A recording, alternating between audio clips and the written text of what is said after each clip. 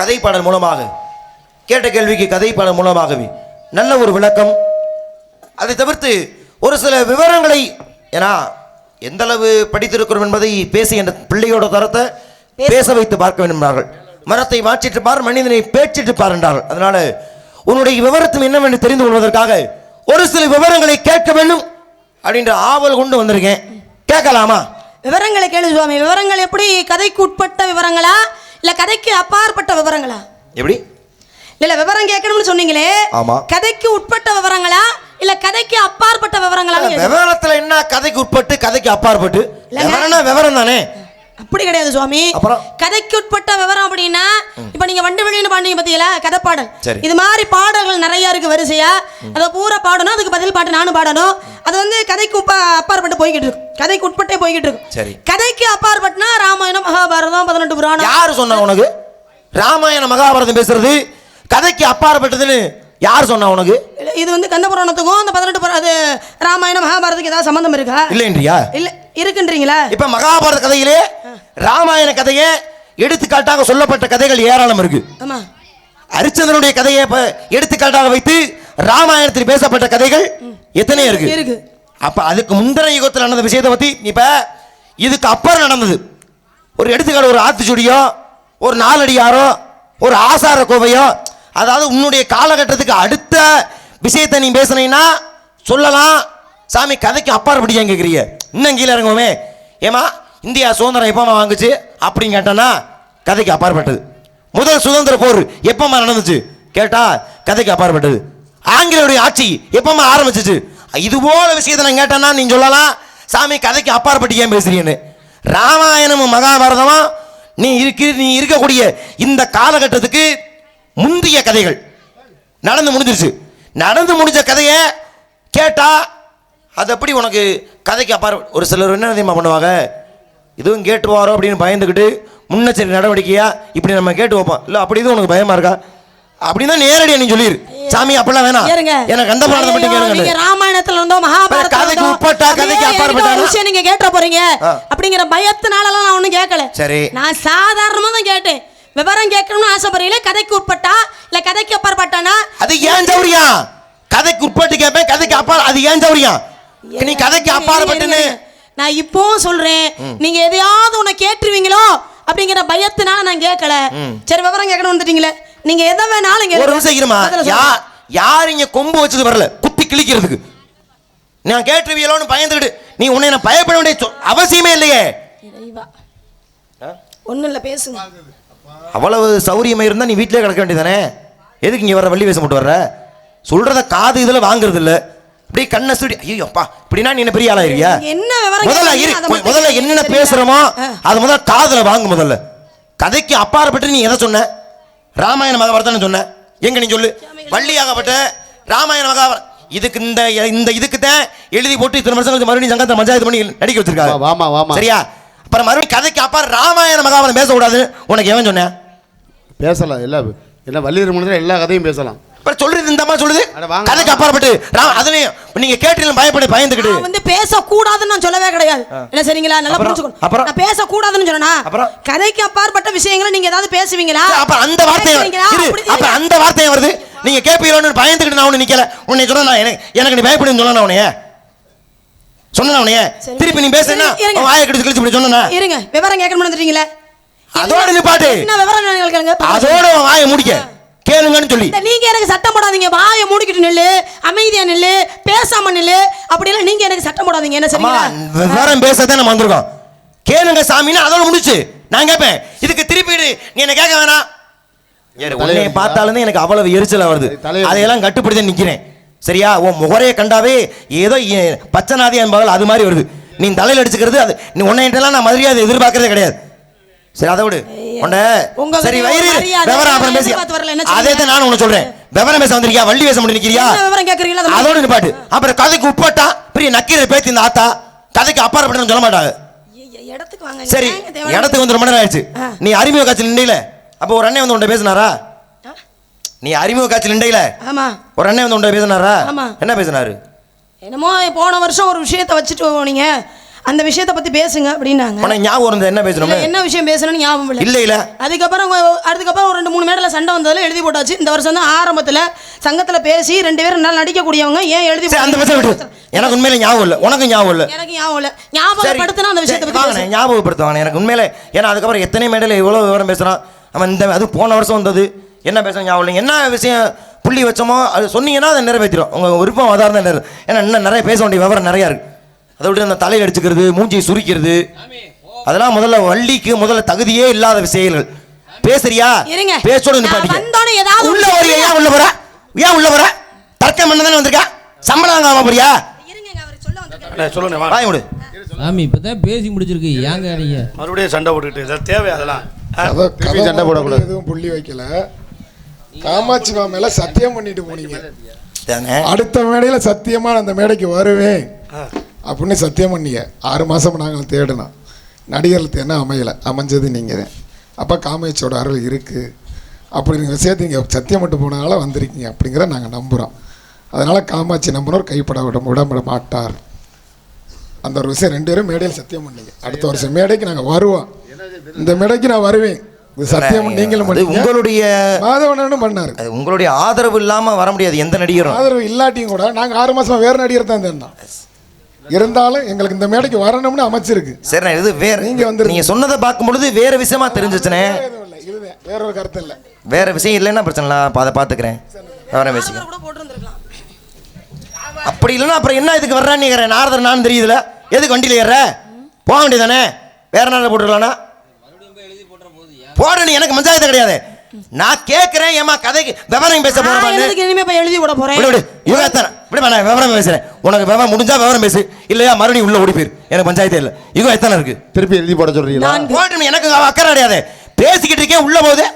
இது சபை நாகரிகமா? போக கூடாது. ஏங்க இது ஏன் ஏடா நான் உள்ள போவேன் வெளியில வரோம். இது என்னங்க நீங்க எனக்கு சொல்றீங்க? உள்ள போக கூடாது வெளியில வர. சபையில நாரதர் பேசும்போது உன் சௌரி உள்ள போவா. அப்படி நீ வள்ளி பேச கூடாது. நான் சொன்ன வேலைக்கு போயிரு. நீ விவரம் கேளுங்க. நான் எதை கேட்டாலும் சொல்றேன். நான் விஷயத்தை முடிச்சிட்டேன். அதுக்கப்புறம் நீங்க பேசிக்கிட்டு இருந்தீங்க. எப்ப முடிச்சா? எப்ப முடிச்சா? அப்பதானே கதைக்கு உட்பட்டு ராமாயண மகாபாரத கதைக்கு இருமா. நீ கதைக்கு அப்பாற்பட்டுங்கற. ராமாயண மகா கதைக்கு அப்பாற்பட்டுனா முருகா போய் முட்டிக்க ஏதாச்சும் முருகான்னு சொல்லி நீ ராமாயண மகா பேசுற கதைக்கு அப்பாற்பட்டுனா மக்கள் என்ன நினைப்பாங்க? அப்ப கதைக்கு அப்பாற்பட்டு ராமாயணம் நினைக்க மாட்டாங்களா? இங்க பாரு, பிரச்சனை விடுங்க. எப்ப நீ கதைக்கு அப்பாற்பட்டு சொன்னியோ நான் நடைமுறை கூட பேசுவேன். பேசிட்டே ஆகுறேன். சரி பேசுங்க.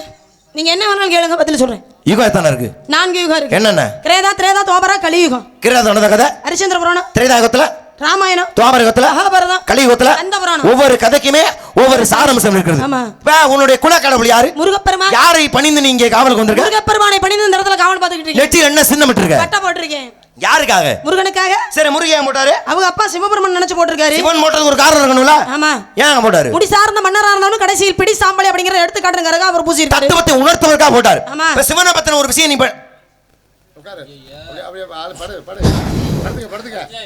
சிவனை பற்றி ஒரு கதையை நீ படிக்கணும், நீ தெரிஞ்சுக்கணும்னா என்ன புத்தகம் நீ படிப்ப? சிவபுராணம் படிப்பேன். ஒரு விஷயம் நான் இன்னொரு விஷயம் பதிவு பண்ணிக்கிறேன். இப்ப நான் கேட்கறேன், இதுவா நான் மட்டும்தான் எங்க வீடியோ போவேன்னு அதுல வேற நீ குதிக்க ஆரம்பிச்சிருவ. ஏன்னா ஒரு அந்த படி தான் பிரச்சனை வந்துச்சு. நீங்களே கேப்பீங்களா? அதெல்லாம் பிரச்சனை ஆரம்பிச்சிச்சு. நான் கேட்கறேன், என் கேள்விக்கெல்லாம் நீ சரியான விஷயம் சொல்லிட்டேன்னா திருப்பி நீ 1000 கேள்வியோட கேட்கலாம். நான் தயாரா இருக்கேன். அப்பா நல்லா கேட்டுக்கிறீங்க. இப்ப இவர் என்ன சொல்றாரு? நான் கேட்பேன், பதில சொல்லிட்டு திருப்பி 1000 கேள்வி வேணாலும் கேளுன்னாரு. இல்ல சரிங்களா? கவனிச்சுக்கிறீங்க. நான் ஒன்னும் மாறலையே. திரும்ப வந்து பேசும்போது என்னை கேட்க விடாம படபடன்னு பேசுறது, சத்தம் போட்டு பேசுறது, இதனாலதான் சண்டை வந்தது. இதனாலதான் கோச்சுக்கிட்டு உள்ள போனது. என்ன சரிங்களா? அதனால இப்ப நீங்க சொன்ன வார்த்தைக்கு தான் எதிர்வினை. சரியா? சொல்றீங்க. நீ சொன்ன வார்த்தைக்கு தான் எதிர்வினை. இருக்கீங்க. கேள்வி கேட்டு கவனிச்சுக்கோங்க. அத்தா கேள்வி கேட்டு பதில் சொல்லாம நான் படம் பேச போறது இல்ல. நீ கதைக்கு ராமாயண கதைக்கு அப்பாறு சொன்னதுனால படபடன்னு பேசுறேன். நிப்பாட்டு. சிவபெருமான் நெற்றியில முடி சார்ந்த உணர்த்துவதற்காக போட்டிருக்காரு. இப்ப சிவனை பத்தி தெரிஞ்சுக்கணும்னா ஒரு சிவபுராணம் படிச்சா தெரிஞ்சு, சிவபுராணம் படிச்சா இந்த வர சிவபுராணம் ஒவ்வொரு ஒரே எல்லாரும் ஒரே மாதிரி இல்ல, ஒவ்வொரு வேற வேற மாதிரி இருக்கு. சிவபுராணம் படிச்சீங்கன்னா சிவன் செய்த சம்பவங்கள் எந்தெந்த ஒருத்தருக்கு பிரச்சனை, பிரம்மனுக்கு பிரச்சனையா சிவன் எப்படி போய் காப்பாத்தினாரு, இது போன்ற விஷயங்கள் சிவபுராணத்துல இருக்கும். இதே சிவனை பத்தி இன்னும் தெரிஞ்சுக்கணும்னா தேவி பாகவதம் படிக்கலாம். ஏன் தேவி பாகவதம்? அம்பாள் சக்தின்றவருடைய கணவனாக இருந்து சிவன் சக்திக்கு துணையா என்னெல்லாம் செஞ்சாரு அப்படிங்கிற விஷயத்தை தெரிஞ்சுக்கலாம். இன்னும் தெரிஞ்சுக்கணும். என்ன நீ படிப்பா? திருவிளையாடல் புராணம் படிச்சா என்ன தெரிஞ்சுக்கலாமே. நிறைய விஷயம் திருவிளையாடல் புராணம் படிச்சா இன்னும் நிறைய தெரிஞ்சு. திருவிளையாடல் புராணம் ஆமா. எங்கே நடந்தது? மற்றவங்களுக்கு மதுரையில 64 திருவிளையாடல் ஆமா செய்து காட்டினார் சிவபெருமான். ஆமா. சொக்கநாத பெருமானாக இருந்தும் சிவபெருமானாக இருந்தும். சரி, வேற என்ன புரியல? அது மட்டும் பெரிய புராணம். பெரிய புராணம் படிச்சா சிவபெருமானை பத்தி தெரிஞ்சுக்கலாம். சிவனை பத்தி தெரிவதை விட பெரிய புராணம் படிச்சா சிவ பக்தர்களை பத்தி தெரிஞ்சுக்கலாம். கண்டிப்பா. இப்ப நீ சொன்ன மத்த 3 நூல்களையுமே சிவன் தான் நாயகன். ஆமா. ஆனா பெரிய புராணத்துல 63 பேர் நாயன்மார்கள் இருக்காங்க பாத்தீங்களா? அந்த 63 பேர் தான் நாயன்மார்கள். சரிங்க வள்ளிநாயகன். அது நீங்க எப்ப நீங்க கதைக்கு உட்பட்டு கேளுங்க அப்படின்னு இடத்துக்கு நீங்க வந்தீங்களோ உங்களுக்கு உங்க அறிவுக்கு தகுந்த மாதிரி உட்பட்டே வர்றேன். சிவனை பணி போறது நெத்தியில பட்ட போட்டிருப்பாங்க. என்னங்க? சிவனை பணி போறது தான் நெத்தியில பட்ட போட்டிருப்பாங்க. ஆமா. நீ என்ன போட்டிருக்க? நான் பட்ட போட்டிருக்கேன். வேற எங்கேயும் போல. உனக்கு 63 நாயன்மார்கள் கேட்கிறேன். ஒண்ணு பஞ்சாயத்துல அது கூட தெரியாம நான் வள்ளி வேஷம் போட்டு வந்து நிக்கிறேன்னு வந்து நின்றா எந்த பிரயோஜனம் இல்ல. வள்ளி நிக்கவே அருகதை இல்லாத ஆட்கள் அர்த்தம். ஆழ்வாரை பத்தி நான் தெரியலன்னா அது தப்புத்தேன். அதே போல நாயன்மாரை பத்தி தெரியல, நீ தப்புத்தேன். எந்த அளவு தெரிஞ்சுட்டு பார்ப்போம். திருவிளையாடல் புராணத்துல செண்பக பாண்டியனுக்கு ஒரு சந்தேகம் வந்துச்சு. கூந்தலிலே பெண்களுக்கு இயற்கையிலே கூந்தல்ல மனம் இருக்கா இல்ல செயற்கையான வாசனை திரவங்களை பூசிக்கிறதுனாலதான் வாசனை இருக்கா அப்படிங்கிற ஒரு சந்தேகம் வந்துருச்சு. கேட்கிற மக்களுக்கு சாதாரண தெரியலாம், கூந்தல மனம் இருந்தானே இல்லாட்டினா என்னன்னு. ஆனால் அன்று மதுரை மதியிலே மிகப்பெரிய சர்ச்சையாக உருவானது. சிவபெருமானே வந்தார், தருமிக்கு கவி கொடுத்தார். கொங்குதேர் வாழ்க்கை அஞ்சரி தும்பி காமம் செப்பாது கண்டது மொழியுமோன்னு கவி கொடுத்தார். ஆனா அந்த கவியை கேட்டும் கூட நக்கீர் என்ன சொல்றாரு? இல்ல, உன்னுடைய பாடல்ல குற்றம் இருக்குப்பா. இயற்கையிலே மனம் இல்ல. இயற்கையில மனம் கிடையாது. ஏன்னா அவர் எழுதிய பாடல் இயற்கையிலே பெண்களுக்கு கூந்தல்ல மனம் இருக்கும்னு எழுதி கொடுத்துட்டார். அதுல வர கருத்து அதுதான், பெண்கள் கூந்தல் இயற்கையில மனம் இருக்கின்ற மாதிரி கருத்து அப்படிங்கிற மாதிரி அத மறுக்காரு நக்கீரர். அப்ப சிவன் வர்றாரு, வாதாடுறாரு. ஏப்பா சாதாரண பெண்கள் சரி, அன்னை உமையவள் சக்திக்கு கூட அப்படித்தானா? ஆமான்னு கேட்டா அவர் ஆமான்ட்டார். அப்ப கோபம் கொண்ட சிவன் நெற்றிக்கண்ணை திறக்கிறாரு. நக்கீர பெருமான் அழிச்சிட்டாரு. அழித்தாரோட எரிச்சு தவறை சுட்டி காட்டு மறுபடியும் உயிர்ப்பிச்சிட்டார். அது வேற பஞ்சாயத்து. இப்ப ஒரு சாதாரண கூந்தல்னால உருவானது மதுரை மதியிலே திருவிளையாடல் புராணத்திலே ஒரு மிகப்பெரிய சரித்திரம். அதே மாதிரி 63 நாயன்மார்கள்ல ஒரு பொம்பளை பிள்ளை ஒரு திருமண கோலத்துல இருக்கு. திருமண கோலத்துல இன்னும் கொஞ்ச நேரத்தில் தாலியை கட்ட போறாங்க. அந்த பிள்ளைக்கு நல்ல கதையை கவனிக்கணும். அப்புறம் மறுபடியும் என்னாதுன்னு மறுபடியும் நொன்னாதுன்னு ஆரம்பிக்க கூடாது. திருமண கோலத்தில் பெண் இருக்கிறாள். பெத்த அப்பா தன் மகளுக்கு கல்யாணம் பண்ணி கொடுக்கணும்னு ரொம்ப ஆவலா இருக்காரு. ஆவலா இருந்தா திருமணம் பண்ணி வைக்கணும்ல. ஆனா திருமணம் கொஞ்ச நேரம் முன்னாடியே பெத்த அப்பா தன் மகளுடைய கூந்தலை பிடிச்சுக்கிட்டாரு. கூந்தலை பிடிச்சு வந்தவருக்கு தன் மகளுடைய கூந்தலை, அது வீட்டில் இல்ல, திருமண கூட கொஞ்ச நேரத்தை தாலியை கட்ட போறா, திருமணம் நடக்க போகுது. அந்த சமயத்தில் கூட தன் மகளின் கூந்தலை அறுத்து வந்தவருக்கு கொடுத்தாரு. பெத்த மகளுடைய கூந்தலை. பெண்களுக்கு 32 லட்சம் இருக்கு. இதுல முதல் லட்சணம் என்ன? முதல் லட்சமே கூந்தல் தானே. பெண்கள் இப்ப நீ இவ்வளவு நேரம் கூந்தல் வச்சிருக்க, கூந்தல் இல்லாம தலையில மயிர் இல்லாம வெறும் மொட்டை மண்டையா வந்து நின்று பாரு, பாக்குறதுக்கு அசிங்கமா தான். அப்ப பெண்களுடைய கூந்தல் என்பது 32 லட்சத்தை முதன்மையான லட்சணம். அப்படியான லட்சணம் உடைய அந்த கூந்தலை தன் மகள் கூந்தலையே அப்பா அறுத்து கொடுத்தாரு. யாருக்கு? ஏன்? திருமண குளத்துல இருக்க முடியுதா? கதையை கவனிச்சுதான் நிறுத்தி அழுதி சொல்லிருக்கேன். அப்புறம் ஒரு விஷயத்தை கேட்டா ஆமான்னு சொல்லுங்க. அப்படிலாம் அவசியம் இல்லை. உங்களுக்கு இவ்வளவு அது நல்ல பிள்ளையா இருந்தா அப்படி சொல்லலாமே. உன்னை மாதிரி மண்டகனம் முடிச்சாலும் அப்படி சொல்ல வேண்டிய அவசியம் இல்லை. நான் கேட்கும் போதே கேள்வியை 4-5 தடவை நிறுத்தி நிதானமா கேட்டிருக்கேன். நான் வந்ததுல இருந்து ஏதாவது மண்டகனமா பேசுறேன்னா ரொம்ப சாதாரணமா நின்னு பேசிக்கிறீங்க. எனவே மண்டகனமா பேசுறீங்க. ரொம்ப நல்ல மனுஷன். நீங்களா அப்படி உருவாக்கி வச்சிருக்கீங்க. ரொம்ப நல்ல மனுஷன். லட்சுமினா மண்டகனமா பேச, திருமாராதாப்ப பேச அப்படிங்கிற மாதிரி நீங்களா உருவாக்கி வச்சிருக்கீங்க. அத்தா நீ மண்டகனம் பண்ணி என்னத்தையே பண்ணி தொலை, எனக்கு கவலை இல்ல. பதில் சொல்லு. எங்கயாவது ஒரு பெண்ணுக்கு திருமணம் நடக்க போற சமயத்துல யாராவது அப்பா பெத்த அப்பாவே போய் கூந்தல் அறுப்பாரா? எங்கயாவது நடக்குமா? அப்படி இருக்கும்போது அத ஒரு கேள்வியா நீங்க கேக்குறீங்களே. அது 63 பேர்ல இருக்கானா? யாரு கொடுத்தது? போய் பெத்த பிள்ளைக்கு திருமண குளத்துல இருக்கிறவங்கள போய் கூந்தலை நறுக்கி வந்தாரு கொடுப்பாளா? ஏன் பிள்ளை நான் போய் அறுக்க முடியுமா? ஒரே ஒரு விஷயத்தை ஒன்று சொல்லவா? இது தர்க்கம். இப்ப பட்டிமன்றம்னு வச்சுக்கவே, பட்டிமன்றம் என்ன தெரியுமா? ஒரு கருத்தை முன் வச்சா அது எப்படி நடந்துக்க முடியும், இது இதால அப்படின்றத பட்டிமன்றம். உன்னை பட்டிமன்றம் பேச கூட்டியாருல நடந்திருக்குமா? வரல. அப்புறம் நடந்திருக்குமா? அறுத்திருப்பாரா? கோர்த்திருப்பாரா? ஏன் பேசுற? அறுத்தார் யாருன்றதுதான் உன் பிரச்சனை. அதான் இருங்க, ஏங்க சொல்றதுக்குள்ள ஏங்க இவ்வளவு அவசரப்படுறீங்க? ஏமா எல்லாருக்கும் அப்படி ஒரு சந்தேகம். என்ன அவசரம் உனக்கு? நீ நான் ஒரு விஷயம் கேட்டிருக்கேன், அது பொய் தப்புன்ற மாதிரி அது எப்படி முடியுமா பண்ணுவாரான்னு கேட்டிருக்கேன். இருங்க, எல்லாருக்கும் அந்த சந்தேகம் இருக்குமே. ஒரு மணப்பெண் மனக்கோலத்துல இன்னும் கொஞ்ச நேரத்துல தாலி கட்ட போற பெண்ணுக்கு போய் ஒரு அப்பா போய் கூந்தலை அறுத்து கொடுக்குறான்னா யாருக்கு கொடுத்துருப்பாரு அப்படிங்கிற ஒரு சந்தேகம் வரும்ல. அதைத்தான் நான் கேட்டேன். அப்படி ஒரு சந்தேகம் இருந்தால் அது சந்தேகமே கிடையாது. ஏன்னா 63 பேர்ல அறுத்து கொடுத்தாரு. அதில் இன்னொரு விஷயத்தை நீங்கள் உன்னை விட்டு நீங்கள் சொல்கிறதுக்கு, அப்பா மட்டும் கூந்தல் அறுத்து கொடுக்கல, அப்பா நுனியை பிடிக்க கட்ட போகிற கனவை என்ன பண்ணியிருக்கணும்? ஏயா நான் திருமணம் பண்ணக்கூடிய பெண்ணு, எனக்கு பொண்டாட்டி ஆக போகிறவங்களு எப்படியா நீ கூந்தல் அறுத்து கொடுக்கலான்னு கேட்கணும். ஆனால் புருஷன் என்ன பண்ணாரா, அப்பன் போய் நுனியை பிடிச்சோன்னே புருஷன் போய் அடியை பிடிச்சிருக்கிறார். எதுக்கு? கூந்தல் அறுத்து கொடுக்குறதுக்கு. அப்போ எதுக்காக, யாருக்காக கொடுத்தாங்க அப்படின்னா, இந்த 63 பேரில் நாயன்மாராக இருக்கக்கூடிய ஒருத்தர். அவர் சிவன் மேலே, அடியார்கள்னாலே நாயன்மார்கள்னாலே சிவன் மேலே பக்தியாக இருக்க ஒருத்தர். இந்த சிவனுடைய பக்தர்கள் எல்லாரையும் சிவபெருமான் வந்து சோதிக்கிறது வழக்கம். திருமணம் நடக்க போகிற சமயத்தில் சிவபெருமானாகப்பட்டவர் என்ன பண்ணுறாரு, ஒரு அடியார் ஓட வர்றாரு திருமண மணமேடைக்கு. வந்து என்ன சொல்கிறாரு, வந்த உடனே மணப்பெண்களை ஆசீர்வாதம் பண்ண பிள்ளைகளை. அப்போ என்ன பண்ணுறாரு, இவரும் சொல்கிறாரு நாயன்மாரே, ஏமா அடியார் அவருடைய காலில் விழுந்து ஆசீர்வாதம் வாங்கிக்கோங்க அப்படிங்கிற. காலில் விழுந்து அந்த பெண்ணை ஆசீர்வாதம் வாங்கிட்டு எந்திரிக்கிறா. அந்த சிவபெருமான் அடியாரை வந்தார் பார்த்தீங்களா, அவர் என்ன சொல்கிறாரு, எப்பா உன் மகளினுடைய கூந்தல் நல்ல நீளமாகவும் அடர்த்தியாகவும் இருக்குதே, இந்த கூந்தல் என்னிடம் இருந்தா இந்த கூந்தலை விரிச்சு அது மேலே உட்காந்து தவம் இருக்கிறதுக்கோ யாகம் செய்வதற்கோ தியானம் செய்வதற்கோ எனக்கு கொஞ்சம் வசதியாக இருக்கும். அதனால் உன் பெண்ணினுடைய கூந்தலை எனக்கு அறுத்து கொடுறான்னு மணமேடையில் இருக்கும் போது கேட்குறார். யாரு? சிவபெருமான் அடியாரை வந்து. அப்படி கேட்கும் போது என்ன பண்ணாரு, கொஞ்சம் கூட யோசிக்காம பெண்ணினுடைய கூந்தல் முனியை பிடிச்சிட்டார்.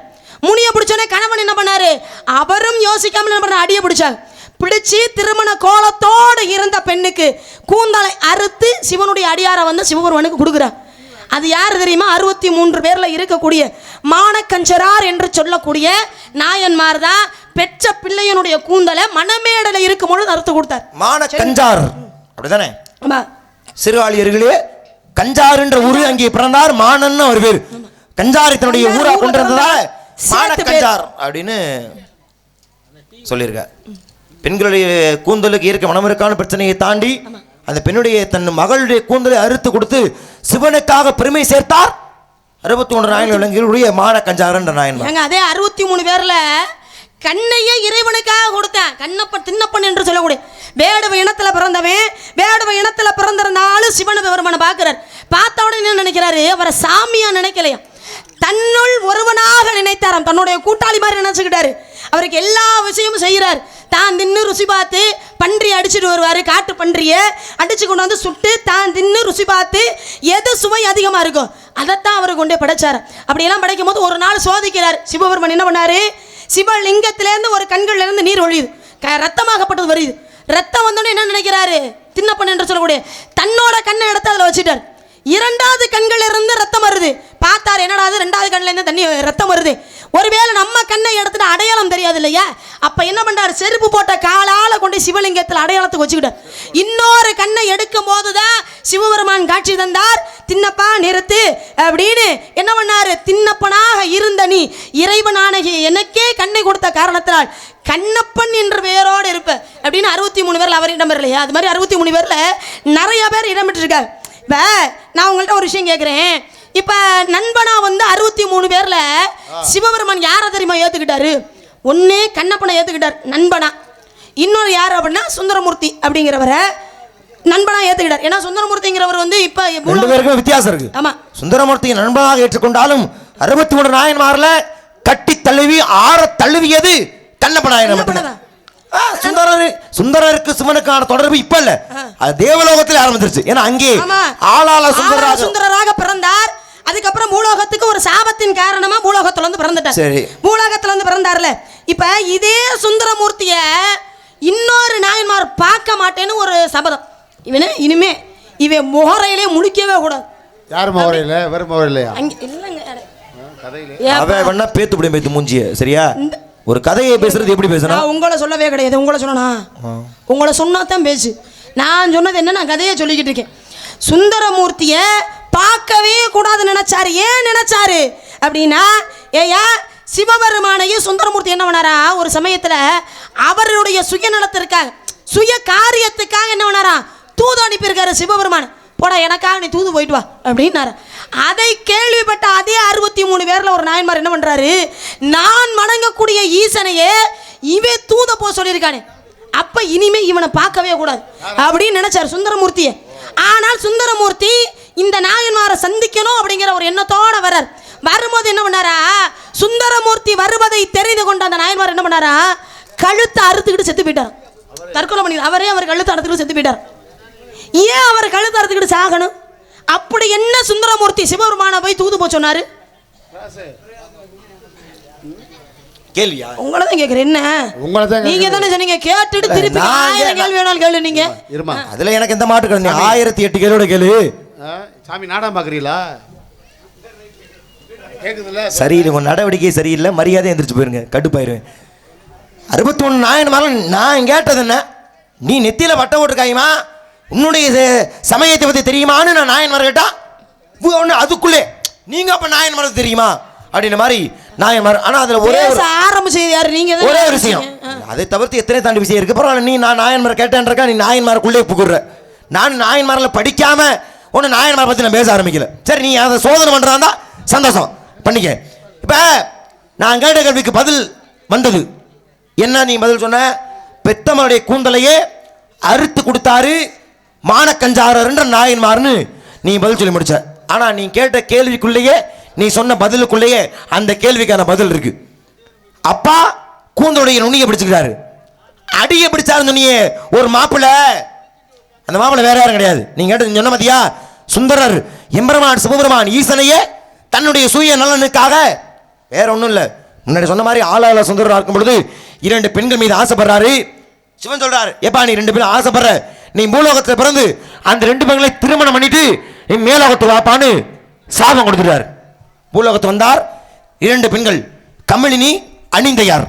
இந்த 2 பெண்களுமே பூலோகத்தில் பறவை நாச்சியாராக சங்கிலி நாச்சியாராக பிறந்து வளர்ந்து வர்றாங்க.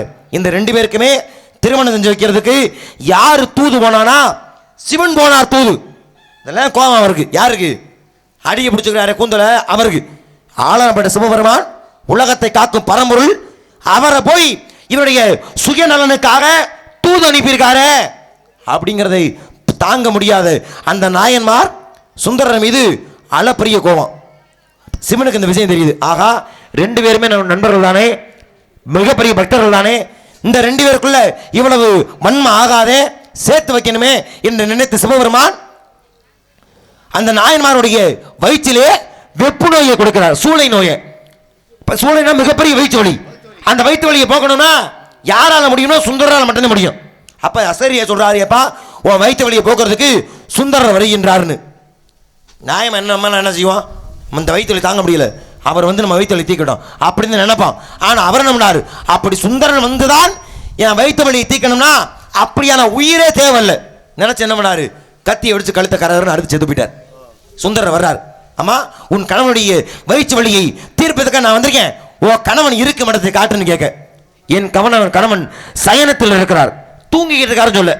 பரவாயில்லாம நம்ம பார்க்க உள்ள பார்த்தா கழுத்து அறுபட்டு செத்து கிடக்கிறார். இப்பதான் சுந்தரர் பார்த்தார், நம் மீது கொண்ட கோபத்தின் காரணமாகத்தானே இவர் கழுத்தறுத்து செத்தாரு, நம்மளும் செத்துருவோம் அப்படின்னு நினைச்சு அவர் சாக நினைக்கும் தருவாயில் சிவன் வந்தார், நாயன்மாரை உயிர்ப்பித்தார், இருவரையுமே சுமூகமாக சேர்த்து வைத்தார் சிவபெருமான்.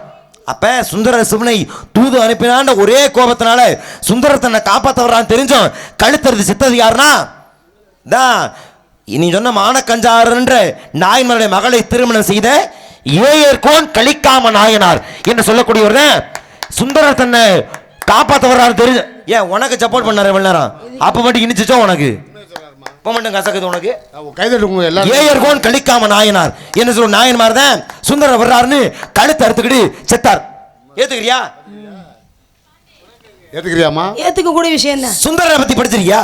படிச்சிருக்கேன். முழுசா படிச்சிருக்கேன். சுந்தரர் வந்து சிவனுடைய நண்பர் தானே, ஆனா அவருடைய கண்ணையே குருடாக்கினார் சிவபெருமான்.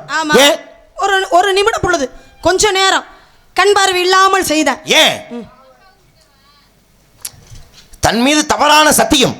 ஆமா, அந்த அந்த பிரச்சனை வரல. என் கேள்வி அது இல்ல, நீ அது நினைச்சு யோசிக்க வேண்டிய அவசியம் இல்ல. என் கேள்வி அது இல்ல. சுந்தருடைய சுந்தர மகள் தெரியுது. அப்ப கேட்டேன்னு சொன்னா நம்ம புற சொல்றியா நீ? சிவலிங்கத்தின் மீது இருந்த சிவபெருமான மகிழ மரத்து கீழே அமர சொன்னாரு. அந்த கோபத்தினால சிவபெருமான் கண் பார்வையை பறிச்சிட்டார். கண்ணை பறிச்சார் யாருக்கு? அது சுந்தரமூர்த்திக்கு. சுந்தரமூர்த்தி கண்ணை பறிச்சார். ஆமா. ஆனா கண்ணை கொடுத்தார். ஆமா, கண்ணை கொடுத்தாரா இல்லையா? கண்ணப்பன் என்று சொல்லக்கூடியவனுக்கு தனக்காக கொடுத்த கண்ணை திருப்பி கொடுத்தாரா இல்லையா? இந்த ஓமா போடவும் சரி நேரா பதிலுக்கு வர போறான்னு நினைச்சேன். கண்ணபுரத்தை ஏற்கனவே பேசிட்டீங்க. ஏன் கண்ணபுரனா ஒண்ணு விட்டு பெரிய பாவா அவரு?